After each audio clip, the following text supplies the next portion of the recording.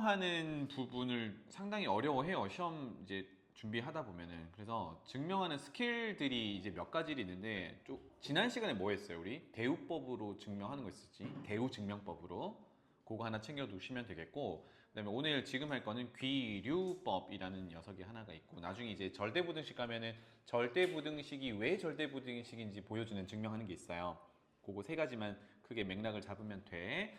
자, 첫 번째 귀류법부터 보겠습니다. 단어 해석을 잠깐만 하면, 법은 이제 방법이니까 귀류라는 게 어떤 느낌이니? 이거 선생님이 영상에 이거 설명 안 해줬을 것 같은데 맞니? 설명했나? 모르겠다. 서연아, 귀류가 어떤 느낌이니? 귀류. 귀류 뭐니? 몰라? 그냥 외우는 거야? 귀류법? 유빈아, 자꾸 웃는 거 보니까 귀류법 아는 것 같다. 희수야, 희수 뒤에 간이 나는지 물어봐봐.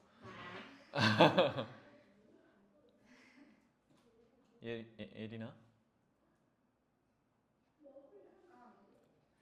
느낌만 얘기해봐. 맞아. 공부했네. 지원이는? 맞아요. 단어 해석 잠깐 해보면, 여기 류는 오류 할 때 류예요. 오류. 오류. 귀는 돌아간다. 오류로 돌아간다. 그래서 증명 방법이 오류를 찾는 겁니다. 논리를 우리가 쭉 전개해 나갈 건데 오류를 찾는 거야. 오류가 뭔데? 오케이. 정확한 설명이었네요. 오류는 오류죠.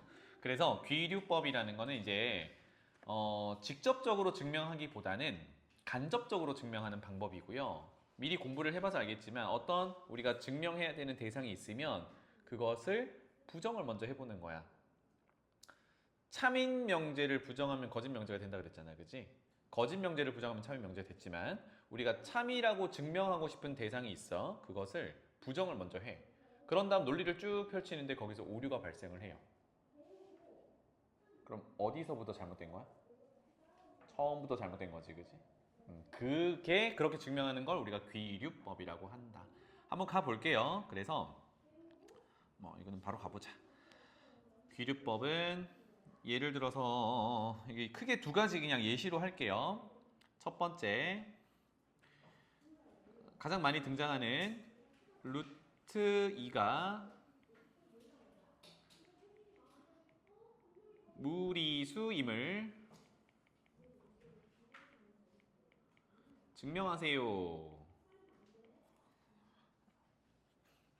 좀 난감하죠? 루트 2가 무리수인 건 알겠는데 뭐 당연한 거 아닙니까? 증명에 그렇게 쓰진 않을 거잖아, 그지? 당연하다라고 쓰진 않을 거잖아.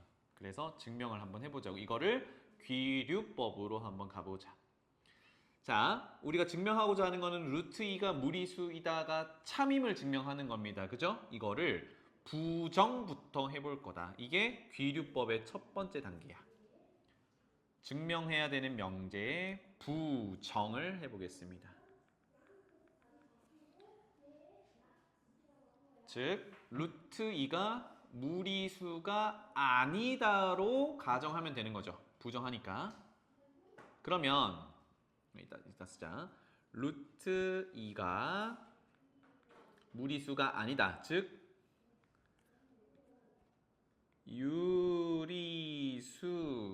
유리수라고 가정하자. 유리수가 참이 된다라고 가정을 해보자. 이렇게 되겠습니다.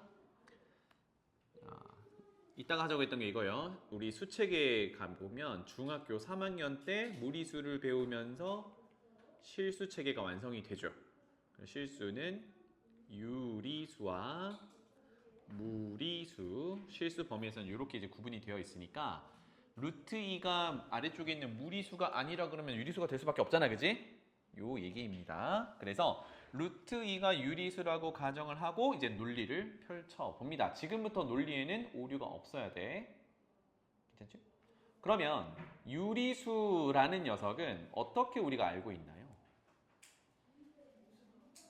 오케이, 좋았어요. 99% 대답이었어. 분수로 나타낼 수 있으면 전부 유리수라고 알고 있는데 그러면 분수가 루트 2분의 1 이것도 분수잖아. 그게 유리수야? 아니지. 조금 더 이제 정비를 하면 어떤 거야? 뭐 2분의 1, 3분의 1, 마이너스 5분의 1 이런 것들이 다 유리수잖아. 맞지? 정수분의 정수, 분모가 0 되는 거 피하고 정수분의 정수꼴로 즉 분수로 나타내는데 정수로 구성된 분자 분모로 나타낼 수 있으면 전부 유리수라고 해요.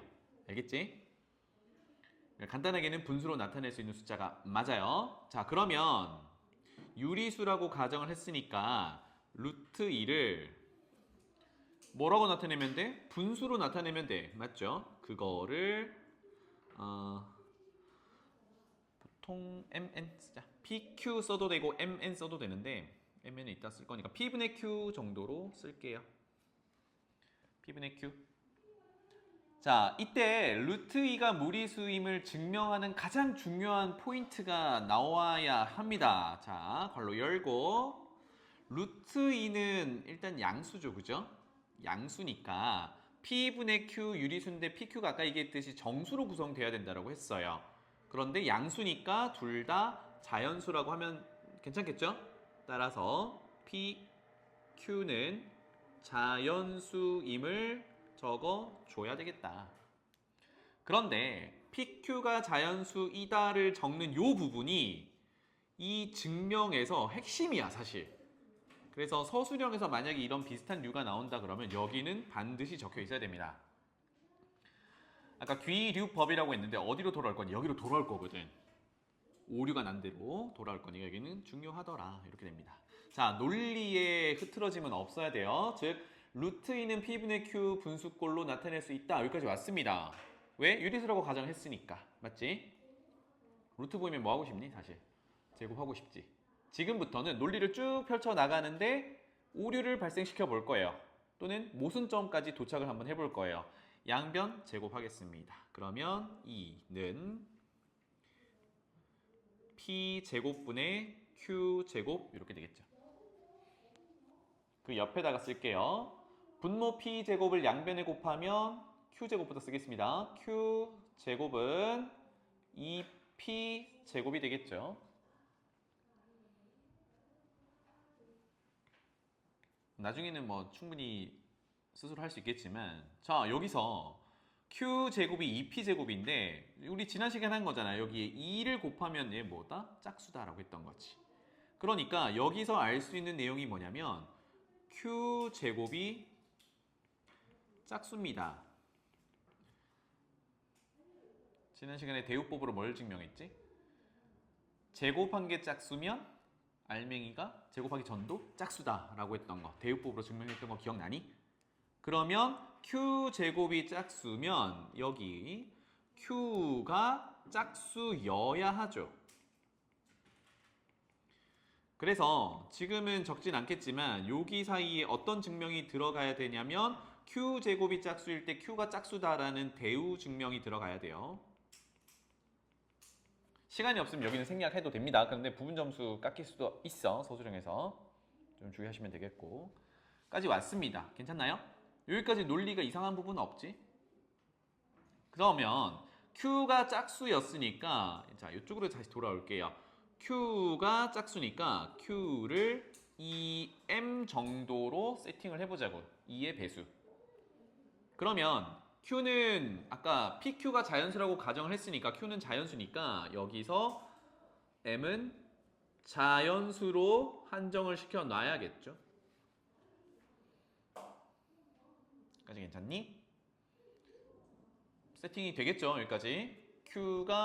q제곱이 짝수였으니까 q도 짝수여야 한다. 대우 증명했어요. 그래서 q가 짝수이니까 2m, m은 자연수 이렇게 표현할 수 있다. 여기까지. 그래서 이렇게 세팅한 거를 다시 위쪽에 식에다가 밀어 넣어보는 겁니다. q제곱은 2p제곱 여기다가 그러면 q제곱하면 4m제곱이 될 거고 우변은 2p제곱 이렇게 남아있겠죠. 그러면 순서 바꿔서 좌변에다가 양변을 2로 나눈 다음에 좌변에다가 p를 먼저 쓸게요. p 제곱은 2m 제곱이야.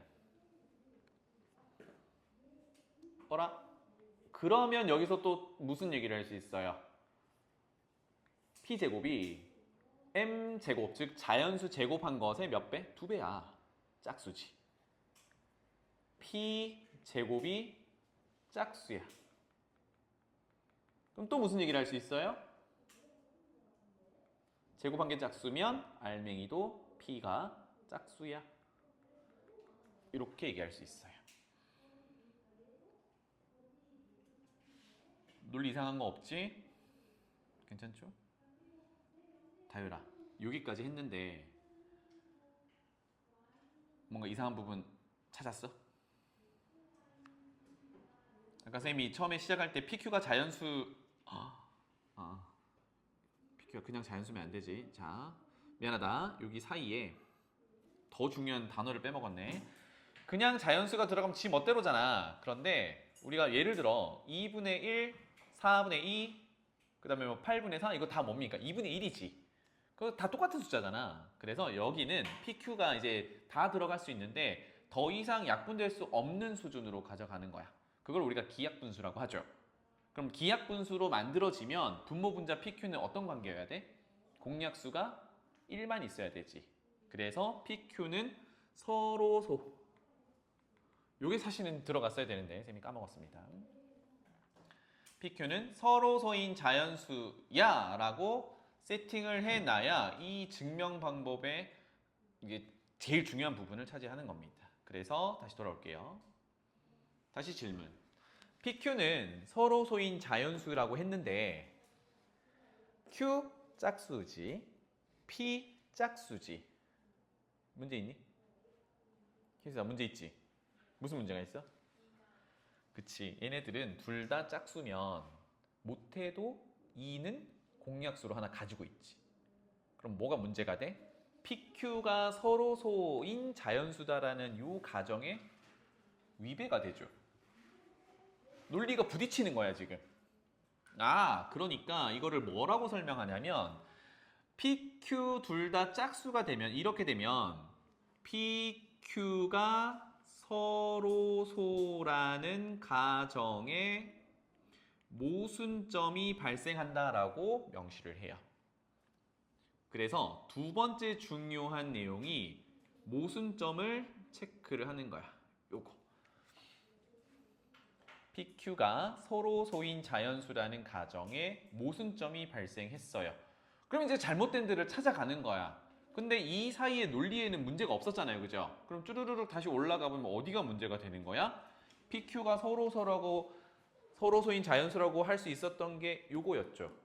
루트 2가 유리수라고 가정하면서부터였잖아. 그러면 얘가 뭐가 되는 거예요? 이러면 안 된다라는 얘기지. 유리수라고 하면 논리에 모순점이 생기니까 유리수라고 하면 안 된다는 얘기잖아. 그럼 결론은 유리수가 아니니까 뭐다? 무리수다. 이렇게 결론이 돼요. 따라서 증명의 마무리는 어떻게 되냐? 그러므로 루트 2는 무리수야. 이렇게 됩니다. 괜찮죠? 요거를 좀 더 확장해 보겠습니다. 지금 부정하고 모순점이 여기가 2번이에요. 2번 이렇게 달게요. 그래서 두 가지가 중요하다. 첫 번째는 가정을 처음에 있는 증명해야 되는 명제를 부정하는 것 첫 번째. 그 다음에 두 번째 모순점 이끌어내는 거. 이렇게 두 가지가 귀류법의 중요한 부분입니다. 밑에다가 하나만 더 해보자. 이것도 종종 등장하는 거니까 루트 3이 무리수다 한번 증명해 볼게요. 루트 3이 무리수임을 증명해 봅시다. 그럼 일단 생각부터 해봅시다. 적기 전에. 루트 3이 무리수가 아니다라고 가정을 먼저 하겠죠? 그 말은 뭐야? 유리수다 하겠지. 그 다음 뭐해? 아까처럼 P분의 Q 하겠지. 맞죠? P분의 Q. 그 다음 뭐해? 제곱하겠죠? 그 다음 곱하겠지. 그 다음에 거기서 논리를 쭉 펼쳐가지고 모순점을 이끌어낼 거란 말이야. 그때 어떤 모순점을 이끌어내면 돼? PQ가 서로소인 자연수라고 가정을 하고 시작할 건데 서로소가 아님을 보여주면 되는 거죠. 이렇게 흘러갈 겁니다. 그래서 전체적으로 루트 2가 무리수다라고 증명하는 거랑 똑같아. 가봅시다. 루트 3이 유리수라고 가정을 할게요. 유리수라고 가정하고 시작합니다. 그래서 모순점을 이끌어내는 거다. 아까처럼 해볼게요. 루트 3을 P분의 Q로 표현한다 그러면 여기는 실수하지 말게요. PQ는 서로소인 자연수.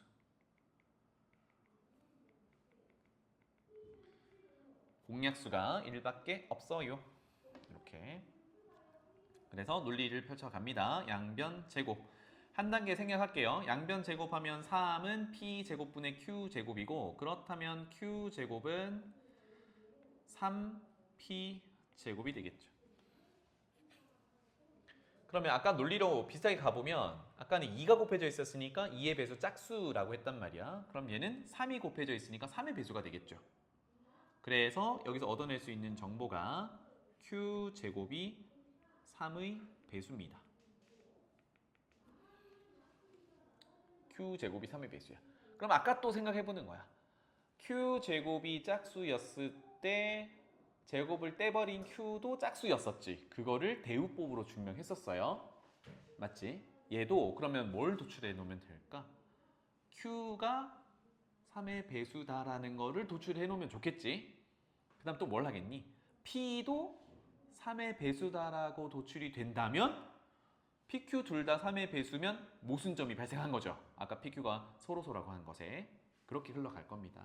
그래서 지금부터는 이걸 증명한 적이 없으니까 만약에 여러분들이 이거를 서술형에 쓸 때면 Q제곱이 3의 배수면 Q도 3의 배수다를 그냥 적어놓고 넘어가면 부분 점수 깎일 수가 있어. 그래서 그거를 증명을 여기 안쪽에 한 번 더 증명을 집어넣는 겁니다. 알겠죠? 자, 그래서 요 증명 안쪽에다가 한 칸 조금 들어가서 Q제곱이 3의 배수이면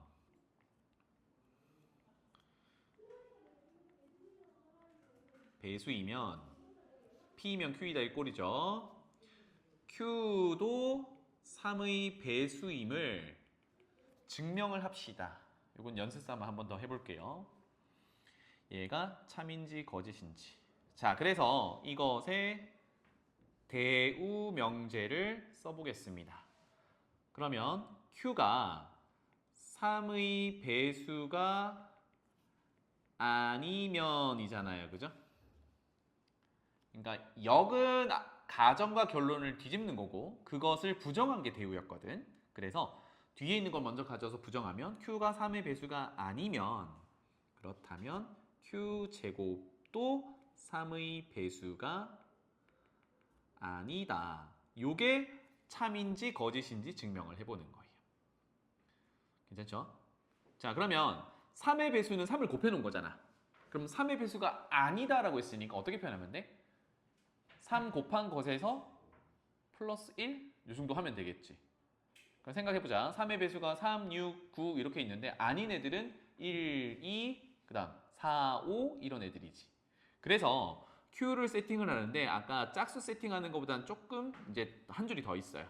자, 첫 번째 Q가 3의 배수가 아니라고 했으니까 3m까지 갈게요. 3m은 3의 배수지. 근데 3의 배수가 아닌 자연수를 생각해보면 1도 있고 2도 있단 말이야. 나 1 표현하고 싶어. 1. 근데 여기 m은 우리가 자연수를 집어넣을 거니까 1, 2, 3, 4, 5, 6 집어넣으면서 1을 표현하고 싶어. 그럼 1 넣었을 때 Q가 1이 나오려면 빼기 2를 해놓으면 되지. 괜찮나요? 근데 이렇게 표현함으로써 1, 2, 4, 5, 7, 8 이런 게 다 되니? 봐봐. 1 넣으면 1, 오케이. 2 넣으면 4야. 3 넣으면 7이야. 뭐 듬성듬성 나오죠. 아, 얘 하나로는 안 되겠구나. 하나 더 세팅을 할 거예요. 그래서 첫 번째는 이렇게 Q 3의 배수 아닌 걸 세팅하자. 이때 M은 자연수로 줘야겠죠. 그래서 다시 한번 여기에서 나올 수 있는 Q는 쭉 넣어보면 1, 4, 7 요런 애들이야. 일단 3의 배수는 피하긴 했는데 아직 3의 배수가 아닌 거를 모두 표현할 수는 없어요. 그렇죠? 자, 그러면 Q제곱 구해보자고. 방금 세팅했던 Q가 3n-2였고 그것을 제곱해요.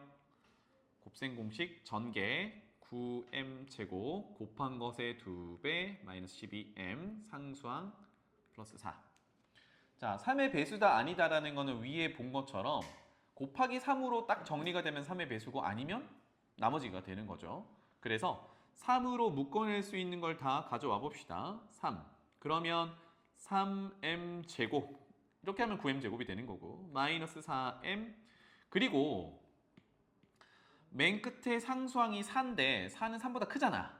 그럼 나눗셈은 되긴 돼야겠죠. 그래서 여기를 플러스 1을 집어넣어 보면 상수항이 3이니까 플러스 1 이렇게 남는 겁니다. 맞죠? 그러면 여기서 해석하는 게 이거죠. 이만큼은 3의 배수야. 거기에 1을 더하면 3의 배수야? 아니야? 아니죠. 그쵸? 플러스 1까지 있으니까. 아, 그래서 여기 결과는 Q제곱은 3의 배수가 아니다. 이렇게 됐어요.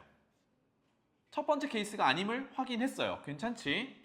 그런데 숫자 커버를 얘가 혼자 다 할 수 없으니까 아까 했던 것처럼 두 번째 Q를 이번에는 M 썼으니까 N 정도 써볼게요. 3N으로 시작할 건데 아까 1, 4, 7 말고 3의 배수 제외한 나머지 1, 4, 7 말고 2, 5, 8 이런 애들이 있었죠. 2, 5, 8 이런 애들을 나오게 하려면 2가 나오게 하려면 빼기 1 이 정도로 잡아주면 되겠네요. 그래서 n은 자연수로 세팅. 그럼 1 넣어보면 또 적어볼게요. 1 넣어보면 2, 2 넣어보면 5, 그 다음 8 이렇게 흘러가겠죠. 와, 그러면 자연수 범위 내에서 3의 배수 제외하고 다 커버가 됐다. 그치? 그래서 또 확인해보는 겁니다. 그것을 제곱해보자. Q를 3의 배수가 아닌 걸 잡아봤는데 그러면 제곱하면 3n 빼기 1 전체 제곱이 될 거고 또 똑같이 전개 9n제곱 빼기 곱한 것의 2배 더하기 1. 언뜻 봐도 3의 배수가 아닌 게 보이죠? 그죠? 3 묶어내면 3n제곱 빼기 2n에다가 플러스 1 이렇게 되겠네요. 그럼 표시 안 해도 보이죠? 요만큼이 3의 배수인데 거기다가 1을 더했으니까 3의 배수가 아니게 되겠다. 그치? 그래서 이때도 Q제곱이 3의 배수가 아니다. 이렇게 됐어요. 그럼 결론이 뭐겠니? Q가 3의 배수를 제외해버리면 그거 제곱하면 3의 배수가 안 나온다는 걸 보여준 거잖아. 그럼 위로 뚜루루루 가서 대우명제 Q가 3의 배수가 아니면 Q제곱도 3의 배수가 아니다가 참임을 증명한 겁니다. 빨간색으로 적었어요. 참임을 증명했고 그렇다면 그것의 대우명제도 참임이 증명이 되겠죠. 지금 거꾸로 이렇게 온 거예요. 대우명제가 참이었으니까 원래 우리가 증명하려고 했던 것도 참이더라. 그래서 돌아간다면 와 열심히 적었다 그지? 원래 증명하는 대로 돌아온 거야. 여기 다시 한번 루트 3이 유리수다라고 가정하고 P분의 Q 서로 소인 자연수라고 가정을 했어요. 그래서 양변 제곱하고 정리했더니 Q제곱이 3P제곱이 됐어요. 이때 3을 곱해놨으니까 Q제곱이 3의 배수입니다. 까지 왔으면 이제 밑에서 뭘 증명하고 왔니? 제곱이 3의 배수면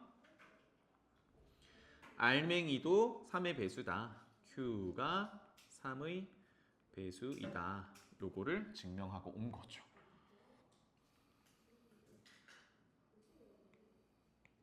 괜찮죠? 자, 그래서 돌아가서 Q가 3의 배수라고 했으니까 이 아래쪽에다가 여기다가 적으면 되겠죠? Q가 3의 배수니까 3K, K는 자연수 정도로 세팅. 3의 배수라고 했어요. 자, 루트 2가 무리수다 증명할 때를 계속 생각해 보는 겁니다. Q를 이렇게 3의 배수라고 드러냈으니까 이제 관계식에다가 다시 밀어 넣습니다. 관계식 어디 있냐면 Q제곱은 3P제곱에다가 밀어 넣으면 되겠죠. 따라서 Q제곱하면 9K제곱은 3P제곱 그렇다면 P제곱은 3K제곱. 그렇다면 P제곱이 3의 배수구나. 그렇다면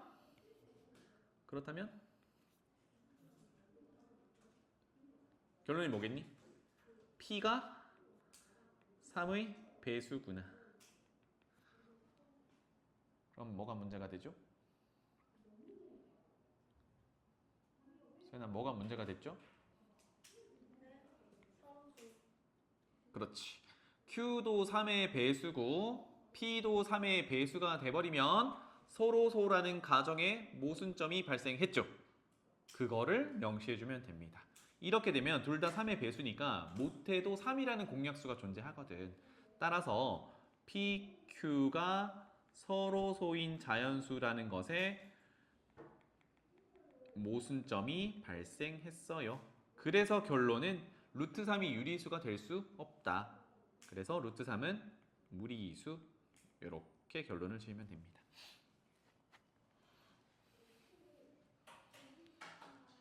자, 요거는 지금 같이 쭉 해봤는데 여러분들이 루트 2든 루트 3이든 혼자서 한번 쭉 정리해 보셔야 돼야겠죠?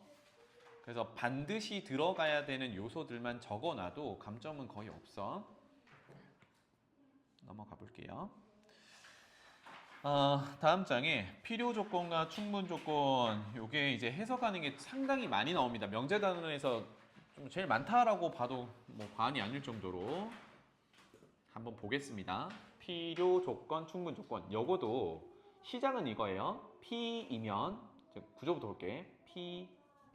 P이면 화살표 Q이다. 명제가 있었죠, 그죠? 그치? 근데 얘가 만약에 참이 되면 그냥 참 이렇게 쓰진 않고 참이 되면 어떻게 하기로 했냐면 화살표 짝대기를 2개를 이렇게 주기로 했죠. 짠. 그치? 2개를 이렇게 주기로 했고 그리고 하나 더 그리자고 했던 거 기억나니? 뭐? 그렇지. 포함관계를 볼 수 있는 삼지창 그리기 이렇게 표현하자 그랬어요. 이게 다시 한번 적어보면 가정 부분에 있는 조건과 결론 부분에 있는 조건을 참이 되게 하는 진리집합의 포함관계라고 했거든. 맞죠? 그래서 요거를 진리집합의 포함관계 벤 다이어그램으로 확인을 해보자면 P라고 할게요. 조건 P를 만족하는 값들을 모아놓은 원소로 하는 집합을 라지 P, Q, 라지 Q 포함한다. 이렇게 되는 거거든요. 그치? 자, 요런 관계일 때, 벤 다이어그램은 조금 이따 그릴게요. 요런 관계일 때 우리가 이 P 조건과 Q 조건의 관계를 설명하는 게 제목처럼 필요 조건이다, 충분 조건이다 이런 얘기를 지금부터 하려고 하는 거예요. 그래서 문장 2개를 쓸게. 첫 번째, P는 이라고 시작을 해보고 이따가 두 번째는 Q는 이라고 시작을 해볼게요. 첫 번째, P는 P 어디 있어요? 화살표가 출발하는 데 있는 녀석이야. 그 조건, 가정 부분 P는 Q이기 위한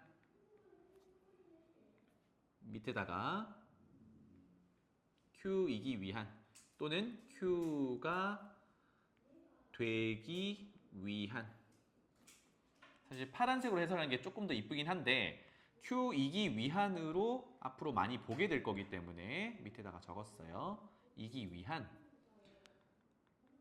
충분 조건이야 라고 해석합니다. 왜 그런지는 이어서 설명할게요. 다시 한번 PQ 이런 P이면 Q이다 라는 이 명제 구조가 참이 됐다라고 했을 때 출발하는 P 조건은 이 화살표를 받는 입장이죠. 도착이라고 할게요. 도착하는 Q 조건이 기 위한 충분 조건이야 이런 얘기입니다. 충분하다라는 의미를 부여를 한 건데 도대체 왜 충분하다고 하는 건지 이따가 벤 다이어그램 그래서 잠깐 볼게요. 여기서 PQ 순서를 바꿔볼게요.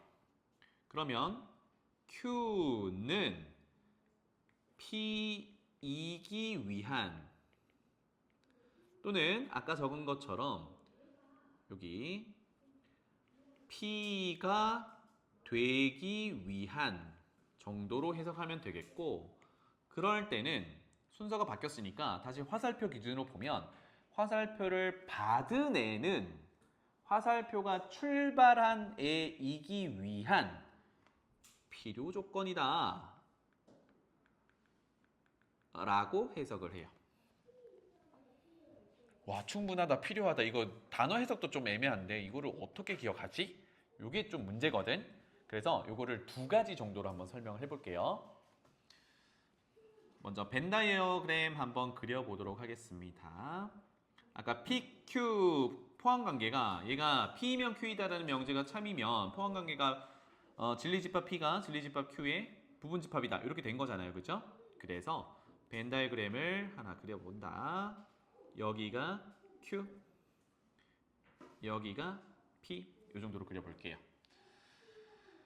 진리집합의 원소들은 그 조건을 참이 되게 하는, 참이야 맞게 하는 원소들 모아놓은 녀석들이거든. 그러면 잘 생각해봐.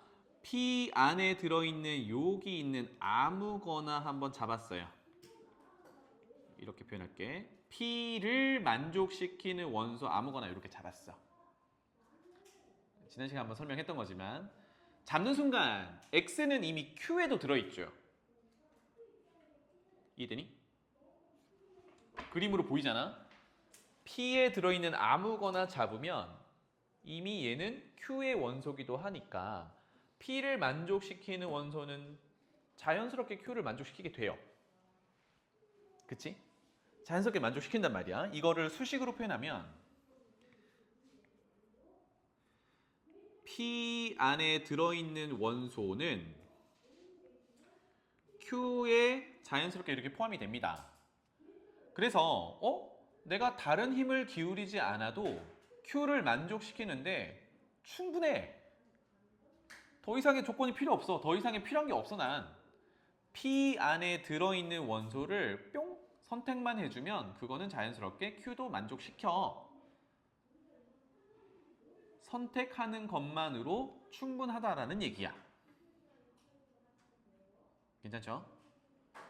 그래서 아까처럼 P는 Q이기 위한 충분 조건이라고 충분이라는 말이 그래서 붙은 거야. 다른 제약이 필요가 없이 Q를 만족시킬 수 있어 라는 얘기예요. 그래서 옆에다 적을게.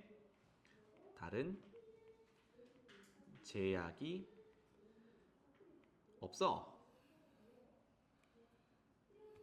괜찮죠? 그러면 두 번째 문장. Q는 P이기 위한 필요 조건이라고 그랬는데 그러면 이제 Q에서 원소를 잡아볼 거예요. 그럼 봐봐. 파란색 안에 들어있는 게 이제 P의 원소들인데 Q는 더 크잖아. 그럼 지금처럼 한번 해볼게. Q 안에 들어있는 거지만 지금처럼 P 안에도 들어있는 Y라는 원소를 선택하면 P를 만족시키는 데는 다른 제약이 필요가 없죠. 지금은 괜찮아. 그런데 P에는 들어있지 않지만 Q에는 들어있는 Z라는 원소를 선택을 했어. 그럼 얘는 P를 참으로 만들 수 있니 없니? P를 참으로 만들 수가 없는 원소지. 그럼 아까 선생님이 두 번째 문장, 첫 번째, 두 번째 다 적어줬는데 두 번째 문장 볼게요. Q는 P이기 위한 보다는 P가 되기 위한, 즉 여기서 P를 만족시킨다라고 해석하면 되는데 P를 만족시키기 위해서는 Z라는 원소는 있으면 돼, 안 돼? Z라는 원소를 선택하면 안 되지. Z는 지금 Q를 만족시키지만 Q를 만족시키지를 못하거든. 그러니까 P에는 없고 P에는 없고 Q에 있는 거를 선택하는 경우는 없어야 돼 라는 제약이 발생을 해요. P를 만족시켜 주려면. 그래서 지금 Z처럼 Z는 Q에는 들어있지만 P에는 들어있지 않게 되면 얘는 Q를 참으로 만들어주지만 P는 참으로 만들어줄 수 없거든. 이런 게 존재하면 안 된다는 제약이 발생을 해요. 뭔가 추가적인 제약이 필요해요. Z 같은 애들이 없도록 하는 룰이 필요해요. 그래서 필요 조건이라는 말이 붙은 거예요. 근데 이것만으로는 좀 어색하잖아, 그치? 그래서 뇌리에 딱 박히게 다른 설명으로 또 넘어가 볼게요. 자, 요거는 진리집합의 포함관계로부터 어떤 원소를 하나 잡았을 때 그게 자연스럽게 나머지 조건을 만족시키는지 아니면 안 되는 애들은 배제를 해야 되는지 요거를 이제 따져본 거고, 아까 선생님이 잠깐 화살표 방향, 화살표 얘기를 했는데 지금 같은 경우 출발은 P에서 하고 도착, 화살표를 받는 건 Q잖아요. 그죠? 한 번만 더 적고 가볼게요. P이면 Q이다가 참이면 이렇게 화살표 두 개를 하기로 했습니다. 그죠? 그래서 P는 Q이기 위한 또는 바꿔서 Q는 P이기 위한 충분 조건이냐 필요 조건이냐 이게 계속 헷갈리는 거니까 그거를 헷갈리지 않도록 이제 다시 한번 정리를 해볼게요. 그래서 화살표가 출발, 여기를 출발 지점이라고 할 거고요. 화살표를 받는 녀석을 도착 지점이라고 할게요. 출발과 도착으로 한번 구분을 해봐. 괜찮죠? 그리고 화살표 방향을 지금 왼쪽에서 오른쪽으로 가고 있는데 화살표 방향을 이해하기 위해서 그림 하나 그릴게요. 지금은 되게 유치할 수 있지만 요게 요쪽 방향으로 흘러가는 강물이라고 생각해 볼게. 물이야 이제. 알겠죠? 물이야. 화살표 방향대로 흘러가는 물인 거예요. 괜찮지? 자, 그러면 출발은 P에서 하니까 P에서 이렇게 물 위에다가 종이배를 띄워 볼게요. 종이배를 띄워 볼게요. 어디서? P에서. P에서 종이배를 띄웠어. 물이 흘러가죠. 얘는 가만 놔둬도 어디로 가니? Q로 가죠. 다른 힘이 필요하니? 필요 없죠. 그냥 놓기만 하면 흘러가서 Q에 도착합니다. 다른 힘이 필요가 없어. 이게 제약이 필요가 없다는 얘기야. 그래서 P는 즉 P에다가 배를 놓으면 Q이기 위한 아까대로 Q가 되기 위한, 그럼 지금 그림처럼 해석하면 Q에 도착하기 위해선 괜찮니? 다른 힘이 필요해 안 필요해? 안 필요해. 놓기만 하면 가거든. 놓기만 해도 충분해. 이렇게 해석할 수 있어요. 괜찮니? 그런데 강물은 계속 이렇게 흘러갈 거잖아, 그지? 흘러갈 거지. 그런데 우린 문장을 바꿔서 Q는 이렇게 시작을 할 거예요. 그러면 시작하는 곳에 뭘? 배를 놓는다고 생각하면 돼. 와, 그러면 Q는 여기 있으니까 배를 여기다가 놓겠다라는 얘기거든? 짠! 근데 Q는 뭐가 되기 위해서? P가 되기 위해서, 즉 P이기 위한 P로 가고 싶은 거거든. P 어디 있니? 왼쪽에 있단 말이야. 맞지?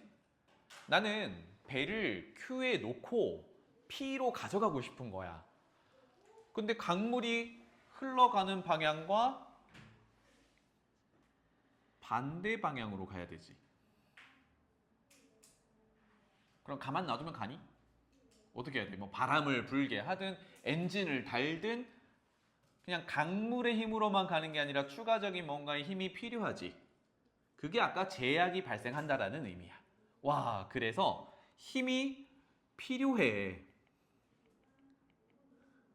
P로 가려면 힘이 필요해. 그래서 Q는 P이기 위한 필요 조건이라고 얘기를 한다. 그래서 논리적으로 해석하는 게 조금 어려울 수 있어서 이렇게 그림으로 해석을 해주면 좋겠습니다. 알겠죠? 까지 괜찮니? 다시 위로 돌아가 볼게요. 한 번만 더 정리하고 화살표 바꿔보고 이렇게 해볼게. 자, P이면 Q이다가 참이면 짝대기 2개, 그 다음에 진리집합의 포함관계까지 삼지창 그리기 이렇게 했어요. 그래서 화살표가 출발하는 P가 Q이기 위한 또는 Q가 되기 위해서는 충분하다. 거꾸로 화살표를 받는 Q가 거꾸로 P로, 즉 화살표를 거슬러 올라가는 거. 그러면 힘이 필요한 거잖아, 그지? 그래서 Q가 P이기 위한 필요 조건이라고 얘기를 하는 겁니다. 알겠죠? 연습. 여기 밑에 예시 몇 개 있는데 조금 더 해볼게요. 자, P, Q 요게 참이 되면 이렇게 되겠죠. 한번 가보자. 예린아, P는 Q이기 위한 충분 조건, Q는 P이기 위한 필요 조건 이렇게 되는 겁니다. 괜찮죠? 섞어볼까요? 이거 스모가 해봐. S는 T이기 위한 필요 조건, T는 S이기 위한 충분 조건. 괜찮겠죠? 결국은 화살표 방향을 가지고 뭐는 하면 거기서 이제 시작을 하는 거야. 여기 두 번째 보면 T는 하면 T에서 시작을 해서 S이기 위한, 그럼 화살표 방향대로 순조롭게 흘러가잖아. 충분해. 이렇게 해석을 하는 거죠. 괜찮지? 이 정도입니다. 자, 돌아와서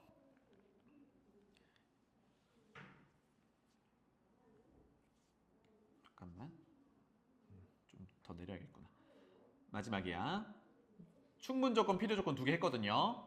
이제 P가 Q이기 위한 충분 조건이면서 Q가 P이기 위한 충분 조건도 돼요. 다시 말하면 첫 번째 기준으로 보면 Q에서 P로 가는 것도 성립한다는 얘기야. 이거 뭐야? 쌍방향이지. 화살표로 따지면. 그래서 이거는 우리가 한 번에 어떻게 표현하냐면, 이건 이렇게 표현할게요. 한 번에 어떻게 표현하냐면 P 어디 갔니? PQ가 쌍방향. 그래서 양쪽 방향의 화살표 짝대기 2개짜리라고 표현을 합니다. 괜찮지? 여기까지? 그러면 얘는 봐봐. 첫 번째 P이면 Q이다는 진리집합의 포함관계가 이렇게 되겠지? 맞죠? 그 다음에 두 번째 Q이면 P이다도 성립하면 포함관계가 이렇게 되겠죠? 진리집합이 첫 번째 P가 Q의 부분집합이고, 두 번째 Q가 P의 부분집합이야. 뿅. PQ가 서로 부분집합이면 어떤 경우밖에 없어? 두 집합이 같다밖에 없지. 따라서 이렇게 된 거는 P 집합과 Q 진리 집합이 같다라는 의미고, 그럼 결국은 충분 조건도 되고 필요 조건도 되는 거잖아, 그치? 그래서 이거를 한 번에 뭐라고 부르냐면 PQ는 서로 필요 충분 조건이에요 라고 얘기를 합니다. 필요 충분 조건 다 성립한다. 즉 진리집합이 같으면 필요 충분 조건이다 라고 얘기를 하면 되겠어요. 오케이?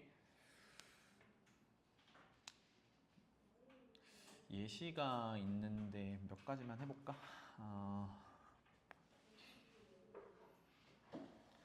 세 가지만 해보자. 자, 예시 첫 번째. 2의 배수는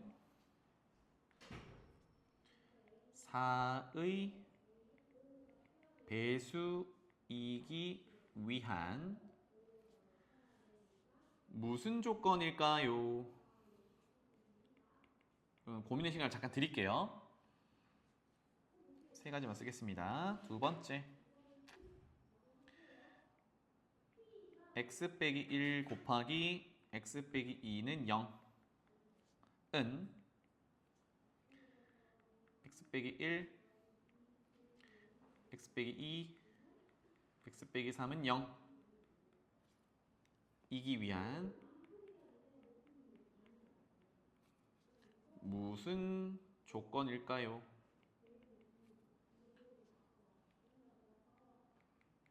마지막 세 번째, A는 B 같다는 A 플러스 C와 B 플러스 C가 같다가 되기 위한, 이기 위한 무슨 조건일까요? 요 밑줄 친 부분을 채워 넣어 봅시다. 지금 틀려도 괜찮으니까 나름의 생각을 한번 정리를 해보세요. 2의 배수는 4의 배수이기 위한. 그러면 2의 배수라는 것에서 출발해서 4의 배수가 되는 게 자연스러운가 아니면 다른 제약이 있는 건가? 맞지? 두 번째, 2차 방정식을 만족하는 애들이 있으면 3차 방정식이 0이 되는 게 자연스러운가 아니면 다른 제약이 필요한가? 세 번째도 마찬가지.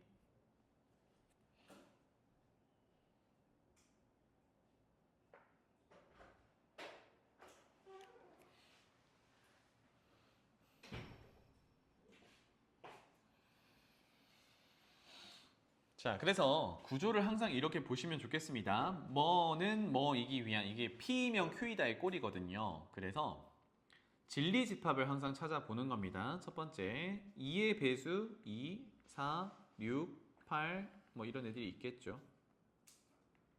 는 4의 배수 4, 8, 12 이렇게 있겠죠. 괜찮지? 이게 진리집합이란 말이야. 포함관계가 어떻게 돼요? 첫 번째 게 두 번째 포함되는 거야? 두 번째 게 첫 번째에 포함되는 거야? 두 번째 게 첫 번째에 포함되는 거죠. 그래서 진리집합의 포함관계는 이렇게 되겠지. 괜찮나요? 그러면 선생님이 삼지창을 그리라고 했던 거 이런 것들 때문이야. 삼지창이 어떻게 그려져야 돼? 이렇게 뾰족한 곳이 있도록 이렇게 그려져야 돼. 맞지? 그럼 화살표를 받고 있는 데서 시작을 한 거지. 그럼 얘는 무슨 조건이 돼야 돼? 필요 조건이 되는 거예요. 오케이? 필요 조건. 다시 말하면 2의 배수라고 해서 4의 배수가 자연스럽게 되는 건 아니잖아요. 2의 배수 중에 2, 6 이거는 제외를 해야 되잖아. 그러니까 어떤 제약이 필요하기 때문에 필요 조건이라고 하는 거예요. 비슷하게 두 번째 가보죠. 첫 번째, 2차 방정식이 참이 되게 하는 원소들은 1, 2. 그게 진리집합의 원소. 이렇게 되는 거고. 그 다음에 3차 방정식은 1, 2, 3이 원소가 되는 겁니다. 그러면 이 진리집합의 포함관계가 이제는 이렇게 되죠. 그러면 화살표는 이렇게 삼지창을 그려줄 수 있겠죠. 그러면 뭐야? 이거 자연스럽게 흘러가는 방향이잖아. 그러니까 1, 2는 1, 2, 3이 되기 위해서, 즉 주어진 방정식 참이 되기 위해서는 충분해요. 다른 힘이 필요 없어요. 제약 없어요. 이런 의미로 해석하면 되겠다. 마지막 볼게요. A랑 B랑 같은 거면 두 번째가 뭡니까? 등식의 양변에 같은 수를 더한 거는 당연히 맞겠죠. 이거는 간단하게 이렇게 표현해 볼게. 이쪽으로 가는 게 참입니다. 맞죠? 그래서 앞에 게 P, 두 번째 게 Q라고 하면 P이면 Q이다가 참이 돼서 짝대기 두 개짜리야. 근데 거꾸로도 생각해봐요. A 더하기 C와 B 더하기 C가 같으면 등식의 성질을 이용해서 양변에 C를 빼버리면 A랑 B랑 같은 거도 성립하죠. 이거도 맞는 표현이란 말이야. 이게 뭐지? PQ로 봤을 때 Q가 P가 되기 위한 충분 조건. 이것도 자연스럽다는 얘기지. 이거 쌍방향이잖아. 아, 그래서 이거는 뭐다? 필요 충분 조건이다. 이렇게 해석할 수가 있겠습니다. 그래서 충분 조건, 필요 조건 구분하는 거는 결국은 이 P이면 Q이다의 꼴에서 화살표 방향에 달려 있다. 이 정도로 정리하시면 되겠네요. 넘어가 보자. 여기 수록된 문제는 나중에 한꺼번에 풀도록 하고요. 오늘 시간이 허락하는 데까지만 한번 해볼 텐데 못해도 여기 69페이지까지는 한번 가보도록 하죠. 자, 절대 부등식. 여기 이제 명제 단원의 마지막 부분입니다. 볼게요. 여기서 이제 관련된 문제들이 좀 많이 나오는데 어떤 유형들이 있는지 보자. 첫 번째, 절대 부등식이 뭔가 요 단어부터 또 해석을 해볼게요. 부등식은 부등식인데 절대적인 부등식이래요. 이거는 항상 성립하는 부등식을 얘기합니다. 절대 부등식, 절대적이다. 뭐 그런 느낌이죠. 항상 성립하는 등식은 항등식이라고 하고요. 어쨌든 자, 그래서 그 첫 번째 유형 이건 적어 놓을게요. 첫 번째 유형은 중학교 때부터 하던 건가? 완전 제곱꼴로 고치면 이게 항상 성립하는 부등식이구나를 한번 볼 수 있다라는 정도입니다. 두 가지만 적고 넘어가 볼게요. x제곱 더하기 2xy 더하기 y제곱. 자, 선생님이 별다른 얘기가 없으면 이 문자 미지수들은 전부 실수 범위에서만 볼 겁니다. 근데 이거 어디서 많이 보던 거지. 인수분해가 어떻게 되죠? x 더하기 y의 전체 제곱이 되죠. 그치? 그러니까 별다른 얘기 없으면 실수라고 했으니까 x 더하기 y는 실수이거든요. 그러면 실수를 제곱하면 절대 음수가 나올 수 없다 그랬지. 그러니까 이거는 항상 0 이상이다가 성립해요. 즉 x제곱 더하기 2xy 더하기 y제곱은 0 이상이 항상 성립해. xy가 뭐가 들어가든 간에. 그쵸? 즉 미지수 값과 관계없이 항상 성립하는 절대 부등식이란 얘기야. 이렇게 완전 제곱으로 실수 제곱은 0 이상이다 증명할 수 있겠죠. 그죠? 같은 내용으로 완전 제곱으로 고쳐서 또 0 이상이다 증명해 볼게요. 두 번째는 x제곱 더하기 이제 개수를 2에서 1로 줄여 볼게요. 더하기 y제곱. 요것도 한번 보자. 이거 좀 애매하잖아요. 완전적으로 고쳐볼 수 있겠니? 고칠 수 있죠. 인수분해가 아니라 완전 제곱하고 우리가 2차 함수에서 꼭지점 찾듯이 그렇게 한번 해보자고. 그러면 x제곱은 그대로 두고요. 가운데 있는 xy를 이제 문자는 미지수는 x만 보고 y는 상수처럼 취급을 해볼게요. 완전 제곱으로 고치려면 여기는 xy도 두고 뭐가 필요하냐면 1차항 계수 절반의 제곱을 써놓으면 되겠죠. 즉 x에 대해서 본다 그러면 y를 상수로 봤을 때 1차항 계수 절반 2분의 y 그것의 제곱을 써놓는 거야. 그런데 이 녀석은 없던 걸 쓴 거니까 빼기 계산할게요. 4분의 y제곱을 해놓고 뒤에 원래 있어야 되는 y제곱을 적어놓으면 되겠죠. 완전 제곱 꼴로 고쳐보고 있는 중입니다. 그러면 요만큼은 완전 제곱 꼴로 x 더하기 2분의 y 전체의 제곱으로 바뀔 거고 그 다음에 남은 부분 요만큼은 계산이 가능하죠. 그쵸? 얼마야? 플러스 y제곱 동량이니까 4분의 3 y제곱 이렇게 되겠죠. 와, 그럼 여기서도 똑같은 얘기를 할 수 있겠구나. x 더하기 2분의 y는 결국은 실수잖아요. 그러니까 그것의 제곱이고 4분의 3은 어차피 양수니까 오케이. 그 다음에 y제곱도 y가 실수니까 실수의 제곱이잖아요. 그러니까 첫 번째 덩어리도 0 이상이 될 거고 두 번째 덩어리도 0 이상이 될 거니까 얘는 죽었다 깨어나도 음수는 나올 수 없어. 이렇게 됩니다. 괜찮나요? 이렇게 완전 제곱꼴로 고쳐서 실수의 제곱은 0 이상이다. 이게 항상 성립하면 우리가 절대 부등식이야 라고 판단을 하는 거야. 알겠죠? 근데 만약에 완전 제곱꼴로 쭉 고치다 보니까 얘는 음수도 나올 수 있는데 이렇게 되면 절대 부등식이 아니게 되는 거예요. 그거 구분하시면 되겠다. 예시는 요거 외에도 엄청나게 많습니다. 근데 기본 스킬이 이렇게 쓰는 거야. 완전 제곱꼴로 고쳐보는 거. 그 다음에 내려가 볼게요. 두 번째 유형인데 여기는 별표를 좀 3개 정도 달아 놓겠습니다. 절대 부등식 단원에서 이거는 무조건 나오는 시험에 무조건 나오는 유형이야. 알겠죠? 이거를 안 내고는 다른 걸 낼 수가 없어. 어떤 유형이냐?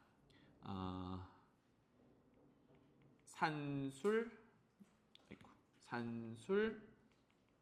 평균과 기하 평균의 관계인데, 그래서 산술 평균, 기하 평균이라고 얘기를 하고요.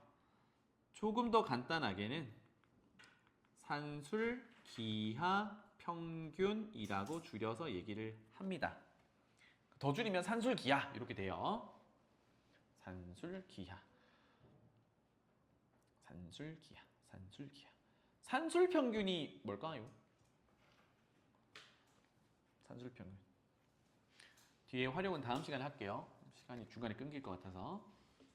산술 평균은 여러분들이 초등학교 때부터 하려나? 중학교 때 오면 중간고사, 기말고사 본 다음에 평균 한번 내보잖아. 평균 어떻게 되니? 싹 다 더해서 나누기 과목 수 정도로 하죠. 그게 산술 평균이야. 산술 평균. 기하 평균 혹시 들어본 사람? 들어봤어야 되지 않니? 근데 영상 봤으면? 선생님 영상에 기하 여기까지 안 내줬니 혹시? 미안하다. 그러면 안 들어봤겠구나. 기하가 무슨 뜻일까? 도형. 오케이. 도형을 기억하면 돼요. 도대체 기하 평균이 뭔가 조금 이따 얘기할게. 어쨌든 산술 평균과 기하 평균을 도출을 했는데 얘네들은 항상 크기 관계가 정해져 있는 절대 부등식이란 얘기야. 그러면 뭔지를 잠깐 봅시다. 그래서 도출을 먼저 하고 시작을 할게요. 가정하기를 문자 2개를 쓸 건데 A도 0 이상, B도 0 이상 문자 2개를 들고 오겠습니다. 1대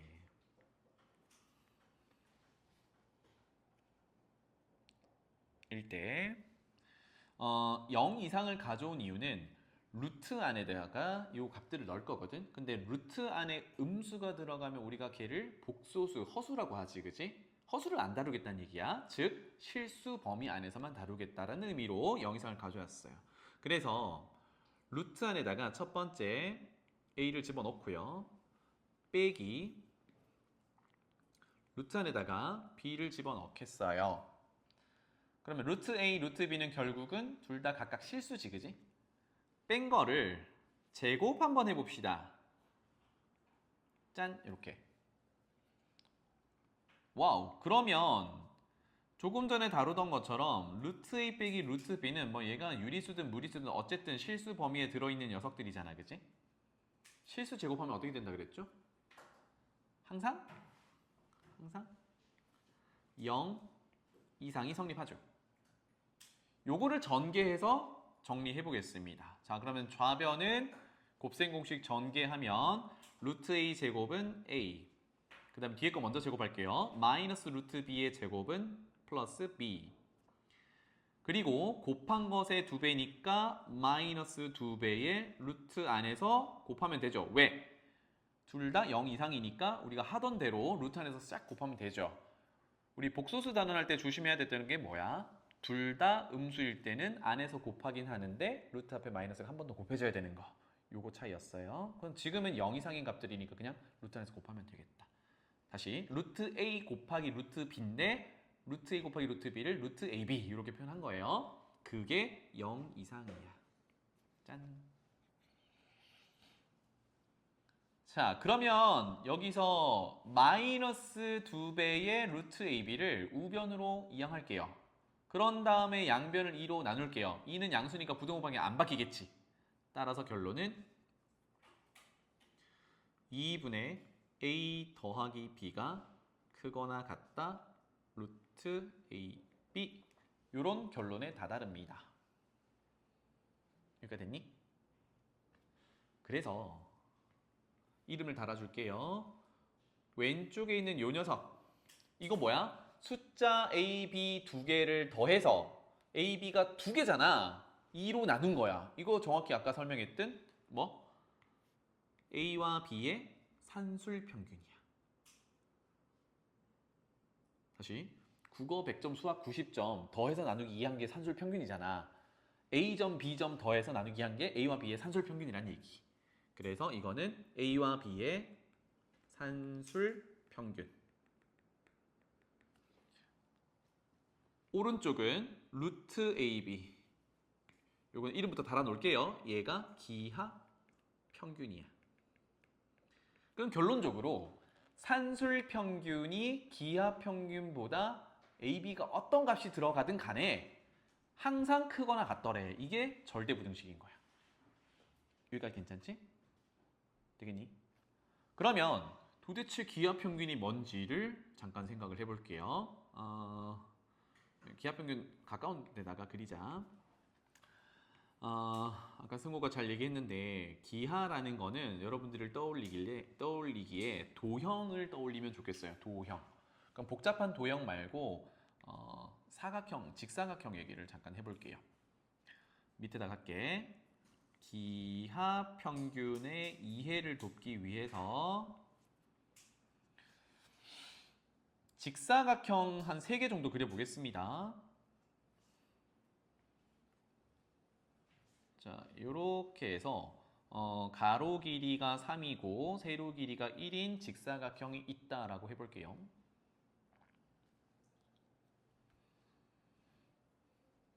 그 다음에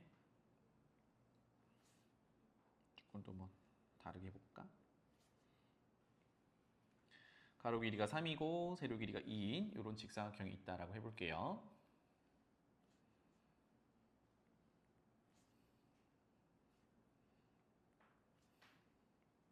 일반적으로 가로 길이가 A, 세로 길이가 B인 거 있다고 해볼게요. 모양이 제각각인 도형, 지금은 직사각형이죠. 도형.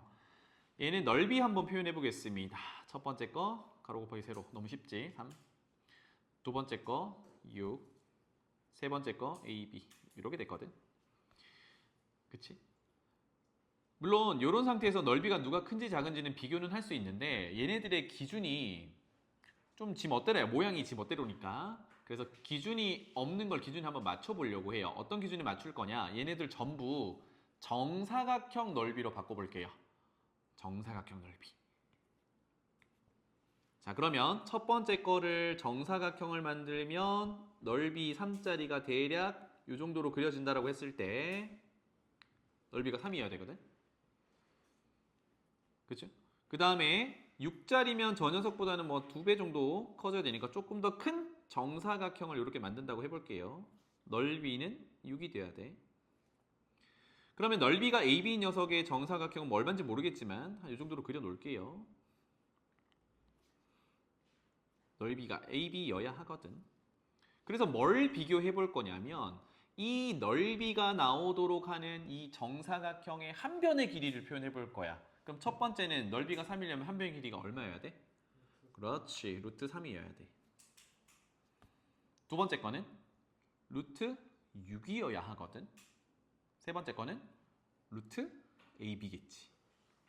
짠. 루트 AB 어디서 많이 보던 거네. 그치?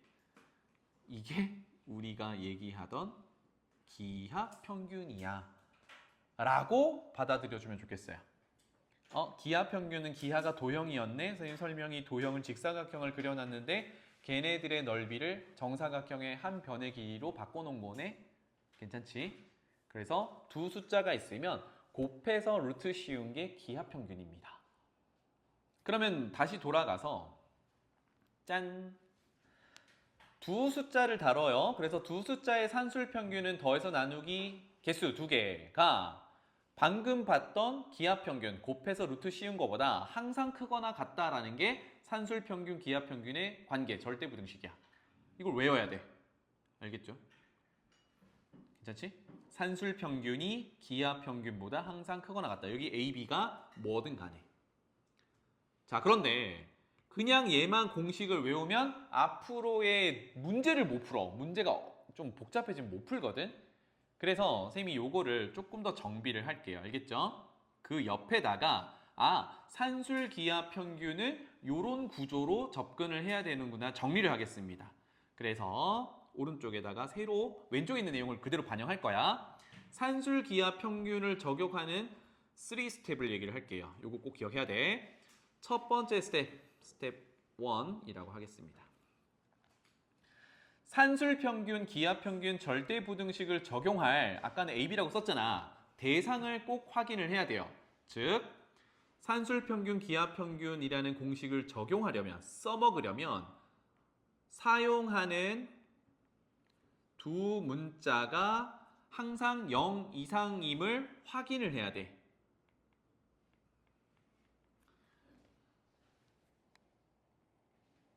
보통 문제에서는 0은 배제를 합니다. 재미없으니까.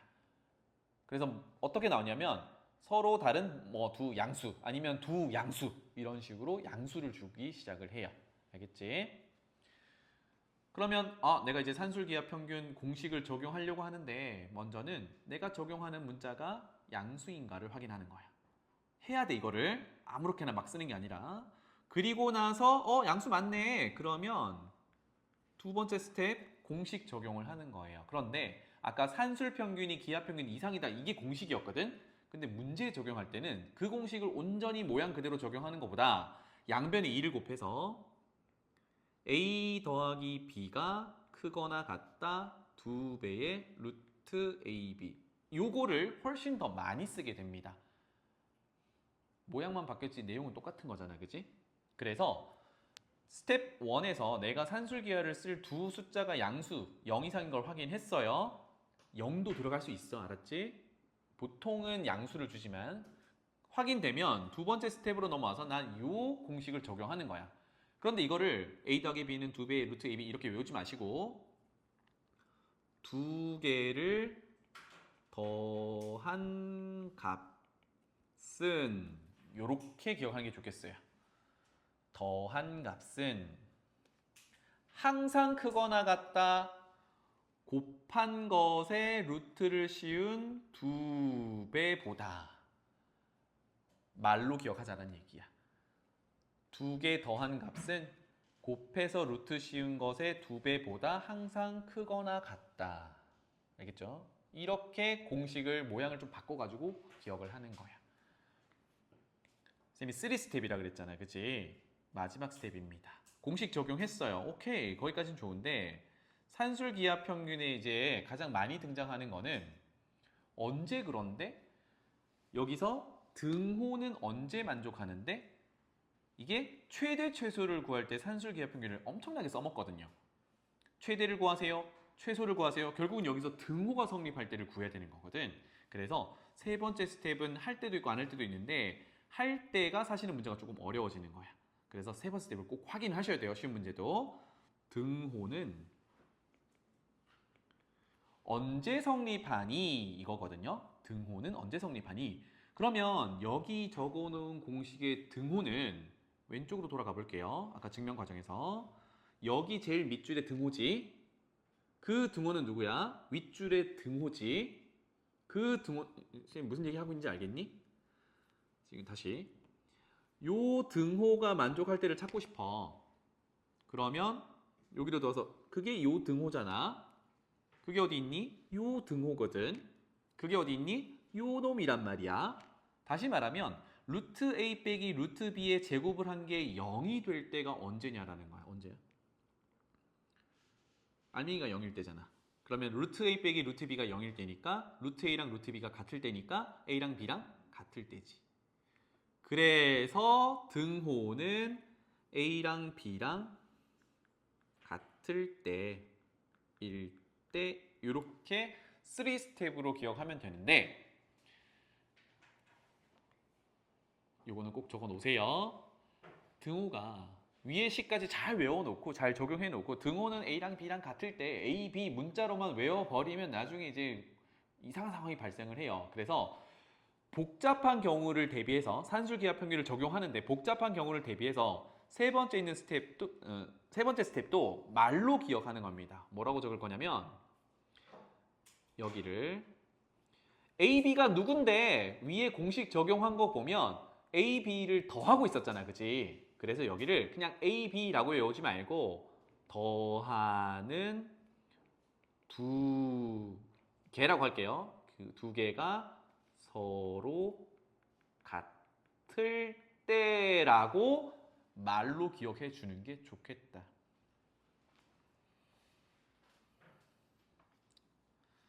알겠죠? 더하는 두 개가 서로 같을 때. 이렇게 스텝 3개로 꼭 점검을 합니다. 아, 얘가 산술기하 평균을 적용하는 유형이구나 라고 판단이 되면 양수인가? 공식 적용해야지. 등호는 언제 성립하지? 이렇게 3스텝으로. 오케이? 시간이 끊길 것 같아서 다음 시간에 이 산술 평균, 기하 평균 이용해가지고 여기는 제목이 그냥 산술 평균인데 산술 평균이 항상 기하 평균보다 이상이다. 이 공식을 적용해가지고 여러 가지 유형을 여기다가 쭉 적을 거예요. 그래서 꼭